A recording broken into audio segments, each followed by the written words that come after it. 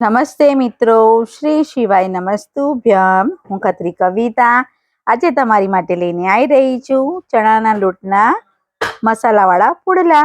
તો તેની રેસીપી આપણે નિહાળીશું. અને જો તમે મારી ચેનલ પર પહેલી વાર આવ્યા હોય તો સબસ્ક્રાઇબ કરવાનું ભૂલતા નહીં, જેથી તમને મારા નવા વિડીયોની નોટિફિકેશન મળતી રહેશે. તો હવે આપણે સામગ્રી જોઈ લઈએ. પહેલા તો આપણે આ ચણાનો લોટ લીધો છે 250 જેટલો. ડુંગળી લીધી છે આપણે ઝીણી કટ કરેલી 2 મોટી. લીલા મરચા લીધા છે આપણે ઝીણા કટ કરીને. અને આપણે હિંગ લેવાની છે. મીઠું લઈ લઈશું પ્રમાણસર. થોડોક અજમો લઈ લઈશું આપણે 1 ચમચી જેટલો. કોથમીર લેવાની છે થોડી. હળદર અને એક ઝીણું કટ કરેલું ટામેટું લીધું છે. તો એક આપણે વાડકો લઈ લઈશું અને એની અંદર આપણે ચણાનો લોટ અંદર ઉમેરી લઈશું. મેં ચાળેલો જ છે પહેલેથી. એના અંદર અજમો થોડોક લઈ લઈશું. અડધી ચમચી હિંગ. હળદર લઈ લઈશું. લીલા મરચા. તીખાશ જે તમને પ્રમાણે જોઈએ એ પ્રમાણે તમે લઈ શકો છો મરચા. ડુંગળી લઈ લઈશું ઝીણી કટ કરેલી.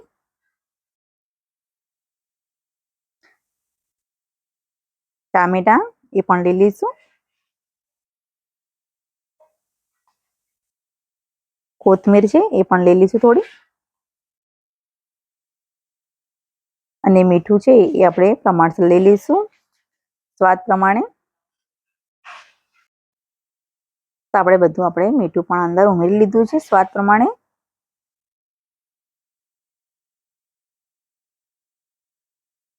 તો હવે આપણે ચમચાના મદદથી બરાબર પહેલા મિક્સ કરી લેવાનું છે સારી રીતે બધું.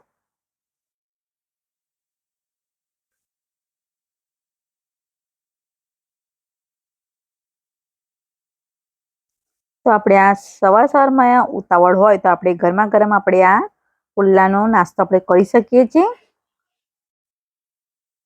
અને છોકરાઓને પણ ઘણું ભાવે છે ખાવામાં. અને ઝડપથી આપણું બની પણ જાય છે ફટાફટ. તો આપણે બધું આ રીતે મિક્સ કરી લીધું છે. તેના અંદર થોડું પાણી ઉમેરીશું.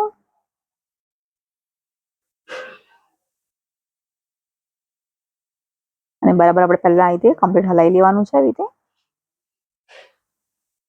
અને બહુ ઘટ નથી રાખવાનું આપણે. તો આ રીતે મિક્સ કરતા જઈશું બરાબર.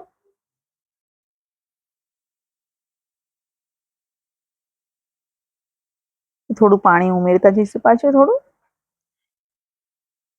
અને બરાબર આપણે બધું કમ્પ્લીટ મિક્સ કરી લેવાનું છે.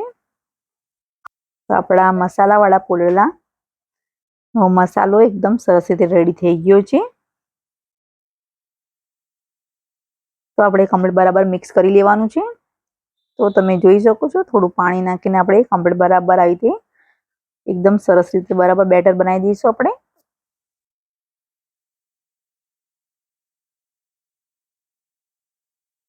તો કમ્પ્લીટ બરાબર મિક્સ થઈ ગયું છે. તો વધારે નહીં આપણે 5 મિનિટ માટે આપણે આવી રીતે રહેવા દેવાનું છે. તો આપણે 5 મિનિટ થઈ ગઈ છે અને આપણે તવો મૂકી દીધો છે ગરમ કરવા.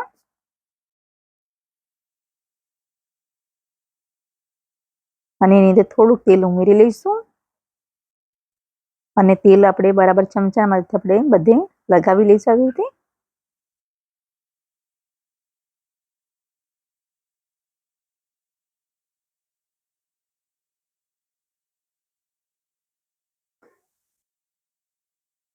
તો આપણો તવો ગરમ થવા આવી ગયો છે. તો આપણે બેટર અંદર ઉમેરીશું.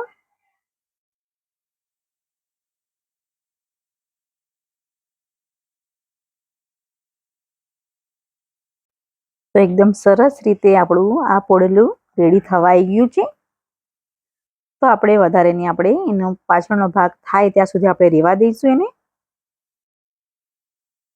તો પાછળનો ભાગ રેડી થઈ ગયો છે. તો આપણે બરાબર કાઢી લઈશું ચમચાના મદદથી. તો આવી રીતે બરાબર આપણે એને ચમચાના મદદથી આપણે પલટાઈ લઈશું બરાબર.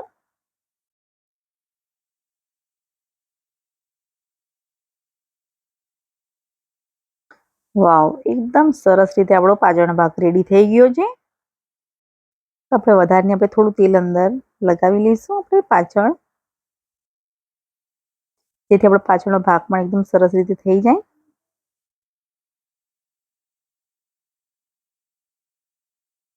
તો પાછળનો ભાગ થાય ત્યાં સુધી આપણે રેવા દઈશું 2-5 મિનિટ. તો હવે પલટાઈને જોઈએ તો એ પણ એકદમ ભાગ આપણો સરસ રીતે રેડી થઈ ગયો છે. તો હવે આપણે ડીશમાં કાઢી લઈશું. તો એકદમ સરસ રીતે આપણા ચણા લોટના મસાલાવાળા પુડલા રેડી થઈ ગયા છે. જો તમને મારો વિડીયો પસંદ આવ્યો હોય તો લાઈક કરજો, શેર કરજો અને સબસ્ક્રાઈબ કરવાનું ભૂલતા નહીં. Thank you.